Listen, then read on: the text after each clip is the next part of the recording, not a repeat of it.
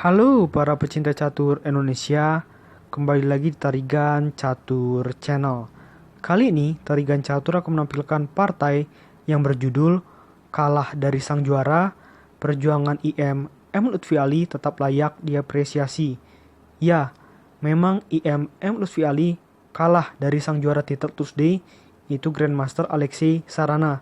Namun kekalahan ini terasa sangat wajar karena Grandmaster Alexei Sarana sedang berada dalam performa terbaik, termasuk ketika mengalahkan dua unggulan turnamen, yaitu Grandmaster Hikaru Nakamura dan Grandmaster Nordibek Abdusattorov.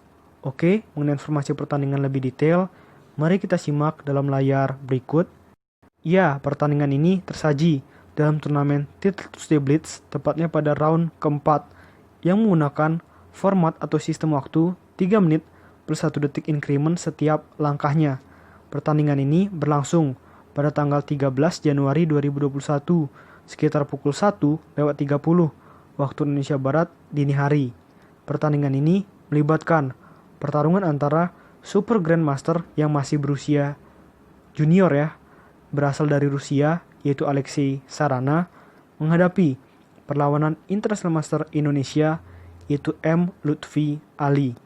Tanpa berlama-lama, langsung saja kita masuk ke papan untuk melihat sengitnya pertarungan antara kedua pemain.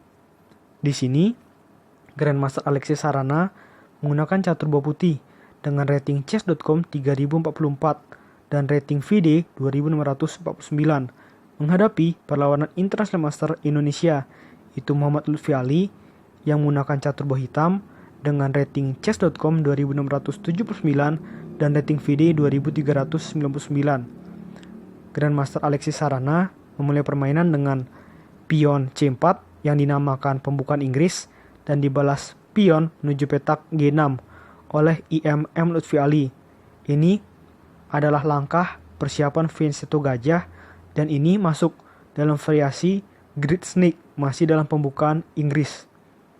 Kuda C3, pion C5, kuda F3, kuda C6, pion E3, kuda F6, dan di sini dilakukan langkah pertukaran pion di petak pusat oleh Alexei Sarana dengan melangkahkan pion menuju petak D4 yang diterima oleh M. Lutfi Ali dengan pion C pukul D4 dan pion E pukul D4. Kini giliran M. Lutfi Ali yang mengajak pertukaran pion di petak pusat dengan melangkahkan pion menuju petak D5. Dan di sini yang dilakukan oleh Alexei Sarana adalah langkah selipan dengan gajah menuju petak G5, memberikan ancaman terhadap kuda hitam. Dan jika misalkan kuda hitam tidak berpindah, maka yang diharapkan oleh seorang Alexei Sarana adalah pion hitam tumpuk. Dan di sini apa balasan M. Lutfi Ali dengan pion D pukul C4 dan dilakukan langkah gajah pukul pion C4 oleh Alexei Sarana. Namun kita kembali.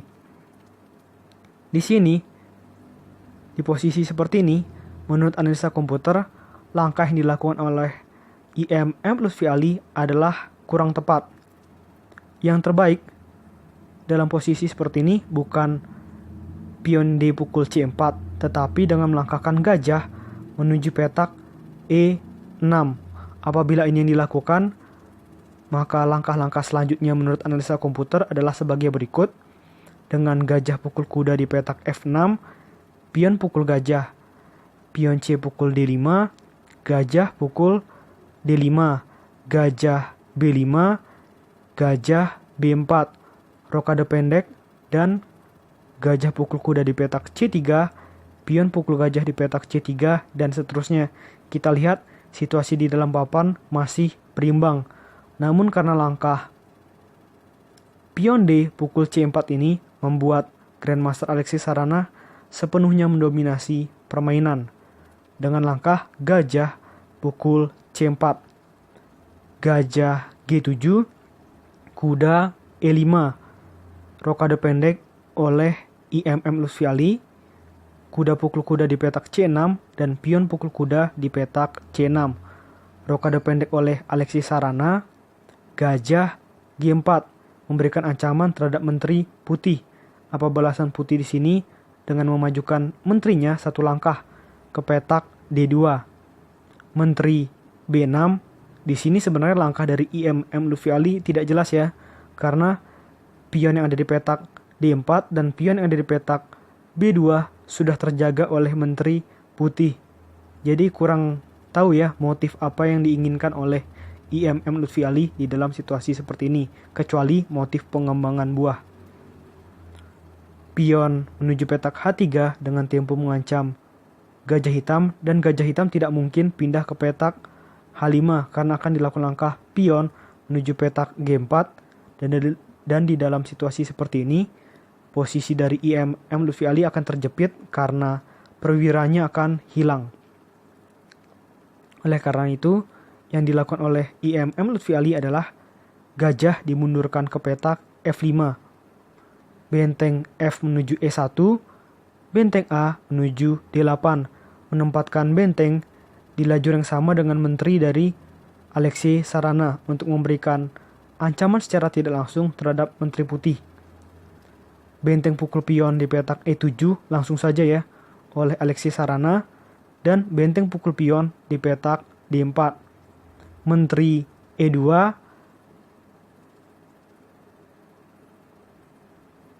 kita kembali menteri E2 dan dibalas menteri menuju petak B4, langkah yang cukup bagus dari IMM Lutfi Ali karena memberikan ancaman 2 kali terhadap gajah putih, baik oleh menteri hitam dan oleh benteng hitam. Dan di sini lakukan langkah gajah mundur ke petak B3. Pion A5, benteng menuju petak E1. Kuda D5, benteng A7. Dan disinilah posisi di mana IMM Lutfi Ali melakukan blunder fatal dengan kuda pukul kuda di petak C3. Sebenarnya ini kalau kita lihat adalah langkah yang sederhana ya, langkah yang biasa-biasa saja. Tapi ternyata ini adalah langkah fatal. Karena kita lihat setelah pion pukul kuda menggarpu menteri dan benteng, lalu menteri pukul pion, maka di sini ada 2-3 langkah ke depan yang dilakukan oleh Grandmaster Alexei Sarana yang membuat IMM Lutfi Ali menyerah. Diawali dengan benteng pukul pion di petak F7. Sebenarnya di posisi seperti ini, walaupun sudah kalah, seharusnya IMM Lutfi Ali masih bisa melanjutkan hingga 10-15 langkah kemudian kalau langkahnya tepat. Namun karena ini turnamen Blitz yang menggunakan waktu pikir 3 menit per 1 detik increment, maka langkah yang terbaik akan sangat sulit untuk ditemukan. Di sini sayangnya IMM Lutfi Ali melakukan langkah raja menuju petak H8. Ini adalah blunder fatal. Kita lanjutkan dulu ya, sampai di mana Alexei Sarana berhasil memenangkan permainan, yaitu dengan benteng pukul benteng di petak F8 dengan tempo skak, gajah pukul benteng, dan satu langkah terakhir dari Alexei Sarana membuat IMM Lutfi Ali menyerah dengan gajah skak di petak F6. Dan dalam situasi seperti ini jelas IMM Lutfi Ali menyerah karena tinggal satu langkah lagi yang diperlukan oleh Alexei Sarana untuk memenangkan permainan. Diawali dengan gajah menutup ya, dan menteri skakmat di petak E8 tanpa gajah hitam bisa mundur lagi karena sedang terpaku dengan gajah putih. Oke, kita kembali ke posisi yang tadi, yang dimana ini adalah langkah salah ya, dengan raja ke H8 ini adalah langkah salah. Tetapi langkah terbaik juga sangat sulit ditemukan, baik oleh Grandmaster terbaik dunia sekalipun seperti Magnus Carlsen. Karena langkahnya terbaik itu adalah dengan benteng mundur ke petak D5. Ini adalah langkah terbaik yang membuat Lutfi Ali setidaknya masih bisa bermain 10, 15, bahkan 20 langkah lagi.